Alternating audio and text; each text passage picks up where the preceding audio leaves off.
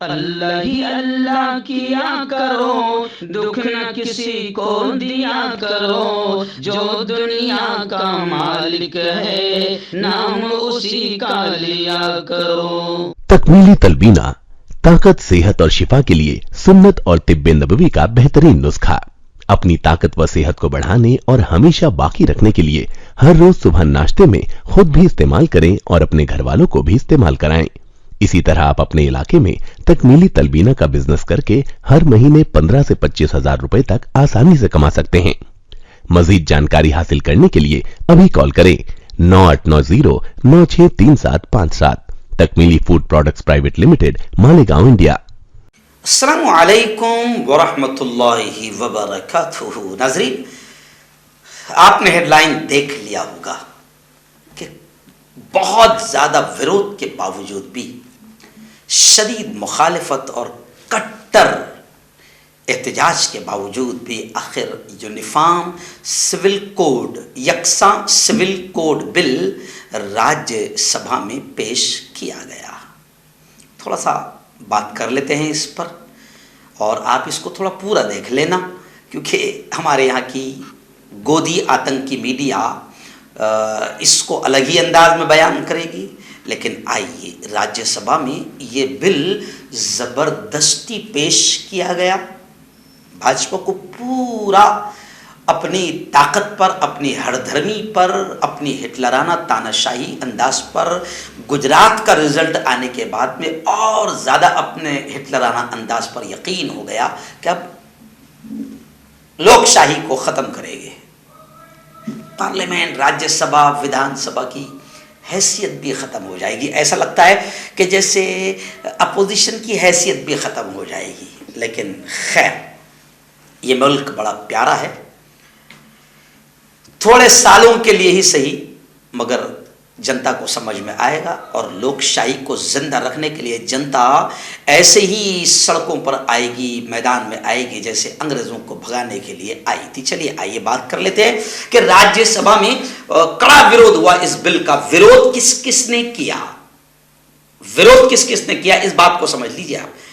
इस बिल का विरोध करने वाले मुसलमान नहीं, मुसलमान तो है ही, लेकिन ओनली नॉट फॉर मुस्लिम, सिर्फ मुसलमान नहीं बल्कि हिंदू भाइयों ने, तमाम पार्टियों ने इस बिल की मुखालिफत की और ये क्लियर तौर से कह दिया कि ये भाजपा का एक षड्यंत्र है, एजेंडा है। भाजपा को खुलकर सिर्फ एक ही काम करना है कि हर वो बिल, हर वो काम, हर वो मुद्दा जिससे हिंदुत्व टोला खुश हो और हिंदू मुसलमानों में नफरतें फैले, बस खत्म। फिर महंगाई को साइड में रख दिया जाए। जैसे भी गुजरात की एक वीडियो वायरल हो रही है कि एक पत्रकार एक शख्स से पूछ रहा है, आप वोट किसको डालोगे? बीजेपी को। कहा कि 1000 रुपये लीटर अगर पेट्रोल हो जाए तो भी बीजेपी को डालोगे?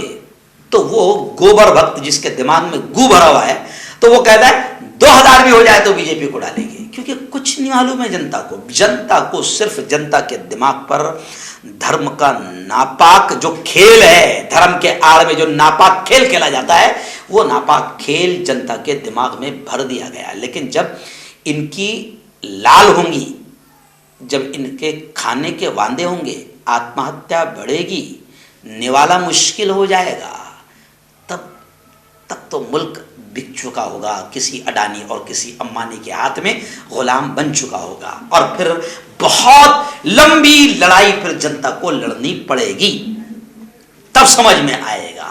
लेकिन चलिए आइए, यकसा civil code, uniform civil code जो भाजपा का मुद्दा है, गुज़िश्ता कल बाकायदा बिल का मुसव्वदा हुकूमत ने पेश नहीं किया, बल्कि हुकूमत के बजाय बीजेपी के एक मेंबर के जरिए प्राइवेट तौर पर यूनिफॉर्म सिविल कोड को पेश किया गया।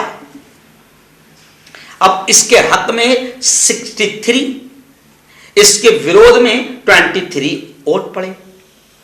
बीजू जनता दल, YSRCP के अराकिन ने वॉकआउट कर दिया। DMK, अब मैं आपको बता रहा हूं किस किस ने विरोध किया। DMK, MDMK, CPM, Congress, Imran Pratapgarhi, राष्ट्रवादी फौजिया खान, इन्होंने इस बिल के खिलाफ वहां पर बाकायदा जोरदार अंदाज में एहतजाज किया। और अब मैं सबसे पहले आपको हिंदू भाइयों की बात बताऊंगा, जिन हिंदू भाइयों ने यह कहा है कि यह बिल सिर्फ और सिर्फ बीजेपी का एजेंडा है। और बीजेपी का एजेंडा यानी हिंदू मुस्लिम करने का एजेंडा। हमारे यहां पढ़े लिखे जाहिलों, अंधभक्तों, गोबर भक्तों, जिनके दिमागों में गंदगी भरी हुई है, उनको कोई लेना देना नहीं कि मुल्क तबाह हो रहा है, मुल्क बिक रहा है, मुल्क की वाट लग रही है, मुल्क का हाल अंग्रेजों से भी बुरा किया जा रहा है, मुल्क में अत्याचार जुल्म बढ़ रहा है, मुल्क में अब खाने के लाले पड़ रहे हैं, मुल्क के अब लाल किला भी बिकने पर आ चुका है। कोई लेना देना नहीं। इन 7 सालों में जो गोबर भरा गया वो सिर्फ हिंदू मुसलमान, मंदिर और मस्जिद। तब हिंदू भाइयों ने खुद वहां पर इस बिल का विरोध करते हुए कहा है कि इस बिल को पेश करने की इजाजत नहीं होनी चाहिए।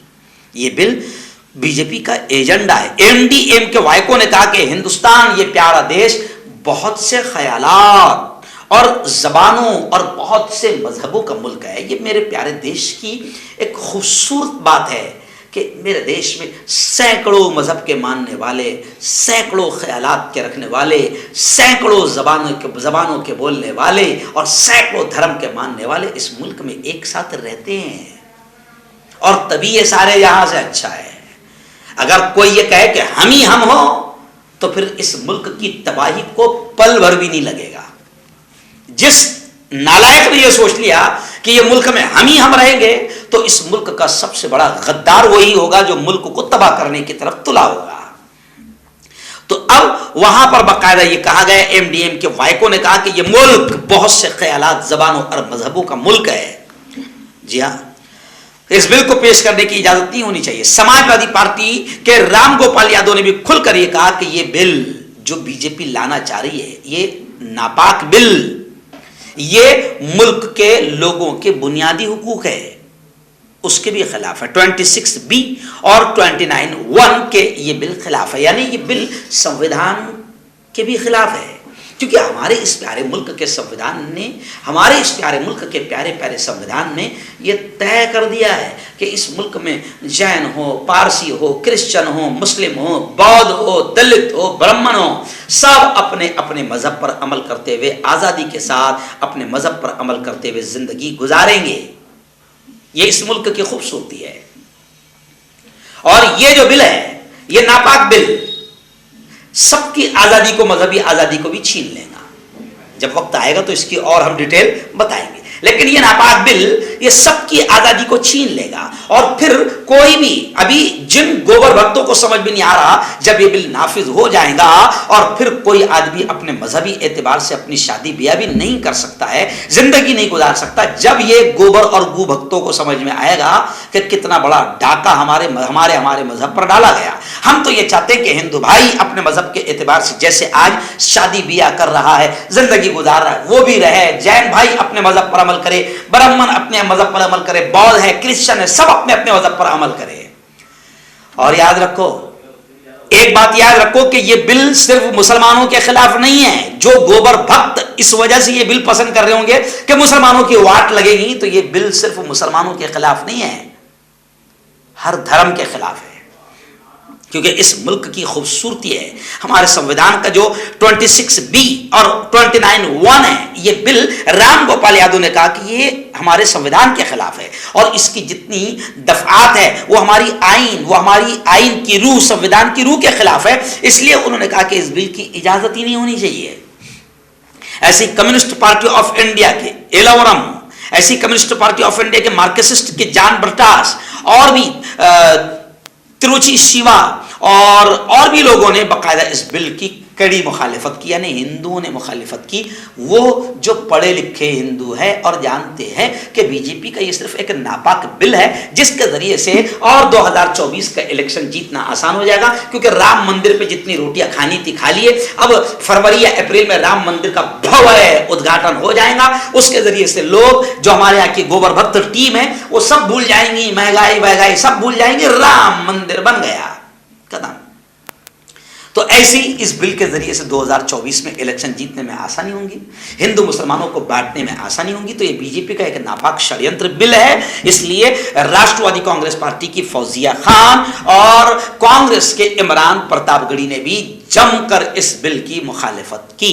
और आखिरी जुमला कह रहा हूं कि हर हिंदुस्तानी पर फर्ज है, अगर वो मुल्क में अपने अपने धर्म को बचाना चाहता है, अपने अपनी धार्मिक आज़ादी को बचाना चाहता है जो उसे संविधान ने दिया है, अपने धर्म के एतबार से वो अपना शादी ब्याह सब कुछ करना चाहता है, तो वो इस बिल की मुखालिफत विरोध ज़रूर करें, कहीं ऐसा ना हो कि देर हो जाए। लेकिन हमारे यहाँ की, आप एक बात याद रखें, हमारे यहाँ की गोदी आतंकी मीडिया से आप उम्मीद न रखें। गोदी और आतंकी मीडिया आपको यूनिफॉर्म सिविल कोड को अच्छे तरीके से बताकर दलाली करने का, बीजेपी की दलाली करने का पूरा हक अदा करेगी।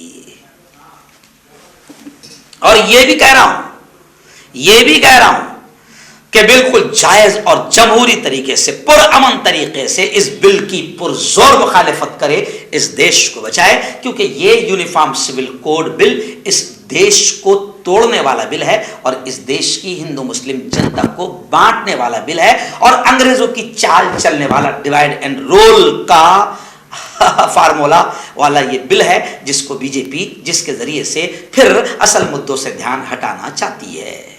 हर्बल राइट लाया है आपके लिए मर्दाना कुव्वत का इलाज, वो भी जड़ी बूटियों द्वारा। इसके अलावा आपके जिस्म में किसी जगह पे दर्द हो, आप हमसे दवाइयाँ हासिल कर सकते हैं। देश विदेश में स्क्रीन पर दिए गए नंबर पर कॉन्टैक्ट करें। देसी शिफा लाए हैं मर्द और औरतों के तमाम गुप्त रोगों का इलाज।